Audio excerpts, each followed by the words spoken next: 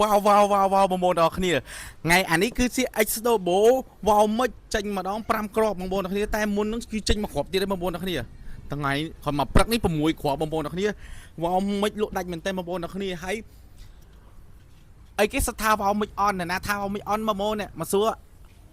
ចេញទៅរហូតហើយពិបាកជាងគេកាត់មកទឹកចូលមិនងាយមានទេ Exobo វ៉ាវមិនហ្នឹងណាភ្ញៀវទិញហើយភ្ញៀវឆាតមកសរសើររហូតហើយមិនដែរយកមកវាយដូរហើយក៏មិនដែរយកថាអូមានបញ្ហាដែរបងប្អូនគ្នាគម្រោងមានបញ្ហាថាខូចនេះខូចនោះអីមិនដែរមកលឺសោះបងប្អូនគ្នាអីដល់បងមិនភ្ញៀវទិញទៅបាត់ឆាំងហ្មងសម្បីតែវាយដូរមកទឹកក៏អត់មានសម្បីតែមានបញ្ហាអីមួយគូមិនដែរថាភ្ញៀវរៀបរាប់ថា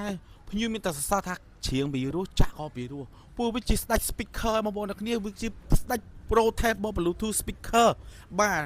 អាមកទឹកទឹកមកអានេះដាក់ដាច់បងប្អូនអរគ្នាកម្លាំង300វ៉ាត់បងប្អូនអរគ្នាសំលេងងុំមែនតែនចាក់តែ30%ណាបងប្អូនអរគ្នាដូចចាក់បងប្អូនអរគ្នាអញ្ចឹង speaker មកដេករបស់វាបាទតែ30%ហ្នឹងវាធ្ងន់ងុំល្អហើយមកកវិញបងប្អូននេះបើគ្មានបៃសំលេងបងប្អូនអរគ្នាអានេះ